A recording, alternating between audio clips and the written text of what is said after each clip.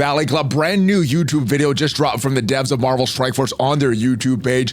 Big things were discussed. Battle World, War, Roguelike game mode were the three interesting topics, but there were a lot of omissions as well. We'll talk about what was discussed, but more importantly, what was not discussed. And if you're ready for it, Valley Club, you know what to do. Find that like button and let's go smash it. And welcome back to the ValleyFlyin channel. I am ValleyFlyin. I hope you're having an excellent day, and I hope you're ready for all the new pieces of information that Ryan Jacobson, the general manager of Marvel Strike Force, and Rich Waters, the game director of Marvel Strike Force, just dropped in their video on the YouTube channel. We'll talk about the things that are upcoming and the things that they did not discuss. And if you get some value from this video, hit the like button, hit the subscribe button for even more Marvel Strike Force content, and ring the notification bell so you know as soon as a brand new video goes up. Also, I know some of you have been asking about the shirts that I wear on the channel. Some of them are the ValleyFlyin channel shirts, but some of them are from Into the AM, and there is a link down below that if you want to get some stuff at Into the AM, can get that discount with that link. Well, let's jump into the game to discuss what was revealed in the video. Now, there wasn't a lot of new things. That is the pain points of the community right now. The video was recorded a few months back when some of the envoys went out to LA and met with the devs, and the things that were revealed in that envoy summit, it's kind of revealed in that video as well. So some of the things were previously revealed in some of our videos, but yeah, let's jump in right now. The big thing that they talked about was the Aegis system, where the thing that they started off with, it was talking about the Aegis system, had a lot revealed about that over the past few weeks. Big thing they're talking about here is they're wanting short-term goals, long-term goals, and giving more agency to players. This is all going to come together in this new command center. We're going to have a new intel store and a new supply store. With this command center, though, what I thought it would do, and I think maybe long-term it still will do this, but simplify the events.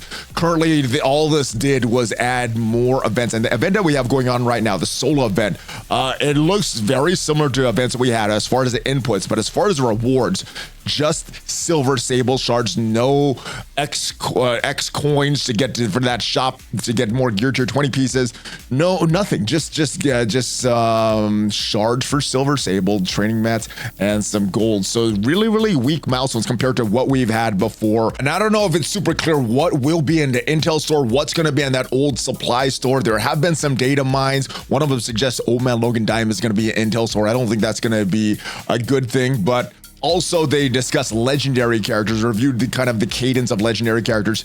Each 3-month chapter within an age, you'll be able to acquire 810 shards of a legendary character just through engagement. No monetization is going to be attached to these new legendary characters anymore, but there will be scourges where you could acquire red stars for these characters. Now, they said that these were going to be planned to pop up about once a month during the 3-month chapter, and it's going to allow players to get more power to that legendary character, getting 1 to 3 stars in month 1, 3 to 5 in month 2, and 7th red star by month 3. And this should also be free just from engagement there. I think what they're going to do to make money for these legendaries is selling the awaken abilities for legendaries moving forward. But so we still wouldn't get the best version, but we would at least get the character unlocked. That is a good thing. And one of the first things that they discussed in this video that they haven't discussed publicly yet is the changes to war. Now, they did allow us to discuss these war changes, what our interpretation of what we discussed during that Envoy Summit.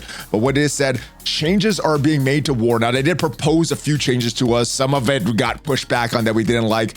But they said that their feedback, their data showed that the time commitment for Alliance war has become very excessive. The goal for the changes to the upcoming war changes is to shift the strategy, being more high level, encouraging Alliance coordination on attacking the enemy base, choosing which room to attack, the order of attacks, not necessarily how fast you can clear this. They don't want this to be based on full clears. And one of the ideas that they proposed while we were on the summit is when you beat a early room, it'd be very easy, but as you go down, it should get harder and harder to beat rooms. So it should make full clearing harder. And the bonuses they are tied to the room hopefully will make things a little more interesting. I think that the proposed changes that we did get presented at the Envoy Summit, I think there's more changes that are coming to that, but War's a mode that I play pretty casually. I just pretty much auto and get my attacks in.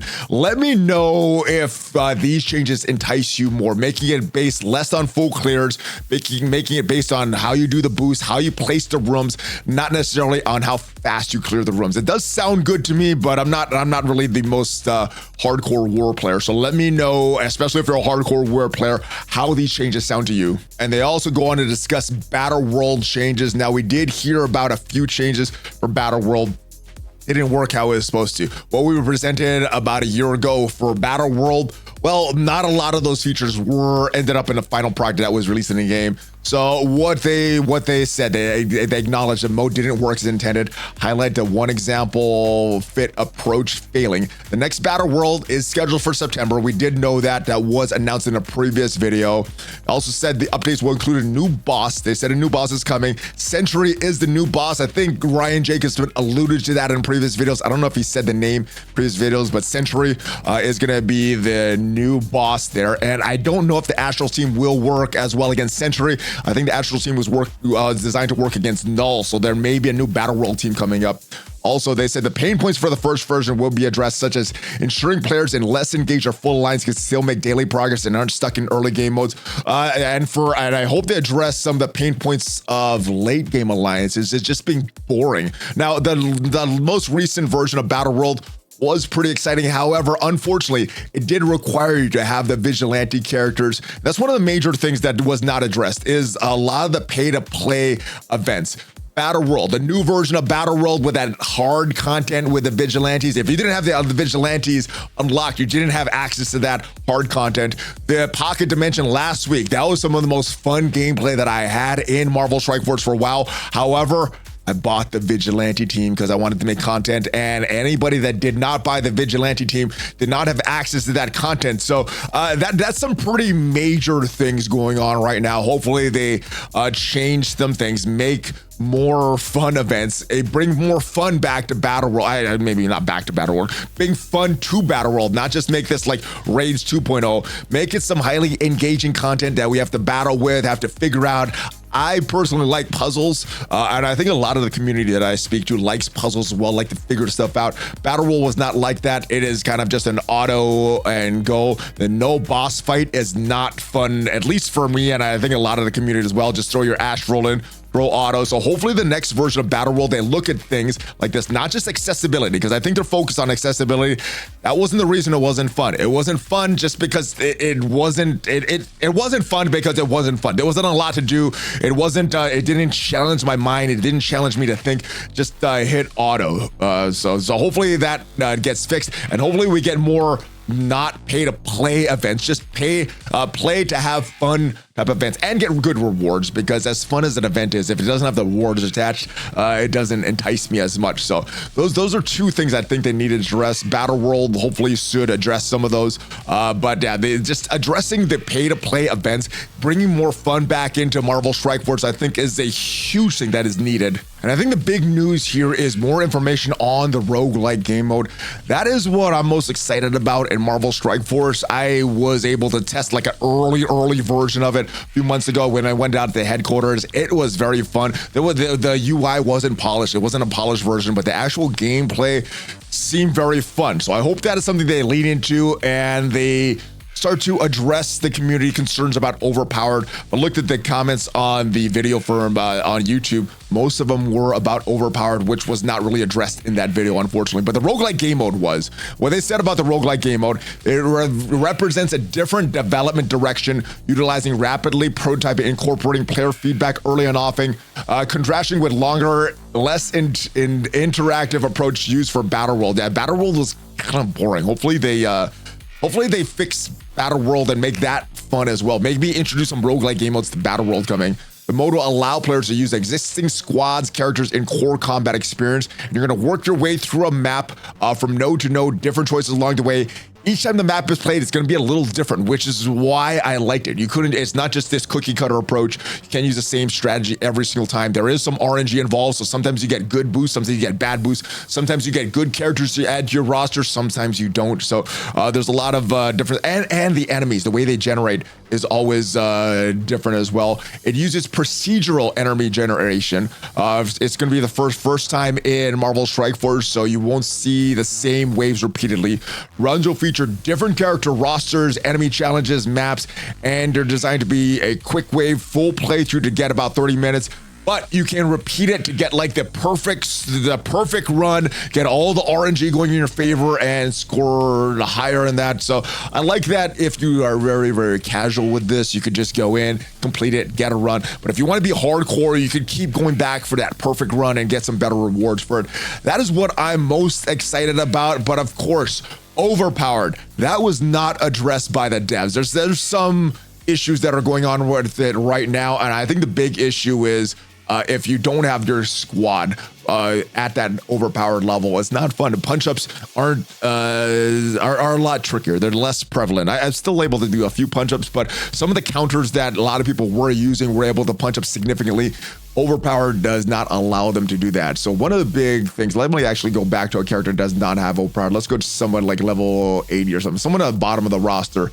Let's keep going down. Let's go right here. Yeah, he has no overpowered anti-venom. So rank 1, you need these certain levels for this. I'm not sure what would be a better system, just making it more additive, starting this later so there's not that huge of a difference in overpowered. You're not having some crazy differences in overpowered, or just maybe reduce the damage and focus. I don't know what would be the solution. I think they tried a lot of different things at once. A new season of Cosmic Crucible started around that time. A few months before this, we had weekend Cosmic Crucibles that were added that some players enjoyed. Other players like myself thought that I'm not into weekend Crucible. I like being very, very casual on the weekends and a little more hardcore on the weekdays. And I don't want to be researching stuff on the weekends to be hardcore. So some people are the exact opposite, but for myself, I don't really like Crucible as much anymore because weekends are my family time. But the big things that weren't addressed, overpowered. I think that's the big pain point of the entire Marvel Strike Force community right now. Maybe not a few, maybe not some of the Krakens or some of the people that really haven't been affected by overpowered, but I think that's the big pain point. I think we need some solutions. Like I said, I do want to have a solution proposed to them before I complain too much, but yeah, this is not fun. I am not having fun. I don't like the anger of the community, and there's been a lot of people that's quit over the past couple weeks because of overpowered. So hopefully they do address this very, very soon in a way that can still make the Krakens happy, but not upset the majority of the player base thinking that, oh, we're getting shafted by this. Tier 20 events, the current event that's going on right now does not have any X coins, no way to get any Gear Tier 20 pieces, which is not good. And we need more fun in Marvel Strike Force. Less pay to play. Let us just have fun. And then for me, I spend money when I'm having fun. When I'm not, I tend to keep my wallet tighter and just spend money when I need to make content. So that is it. Let me know what has you excited about what is coming up in Marvel Strike Force, but what needs to change first before you reach your maximum level of hype. I know I'm in a casual place right now, but hopefully things get better and I can come up in a more hardcore place for Marvel Strike Force, but hopefully you got some value from this video. Let me know your thoughts on the entire state of the game. If you did get some value from this video, leave it a like, check me out on social media. Make sure you check out the folks over at INTOTHEAM if you want to get some new wardrobe and save some money doing it. Make sure you check out some of the other videos on the channel. I'll see you guys next time. Have a great rest of your day. Hulk fist bump, ValleyFlyin out.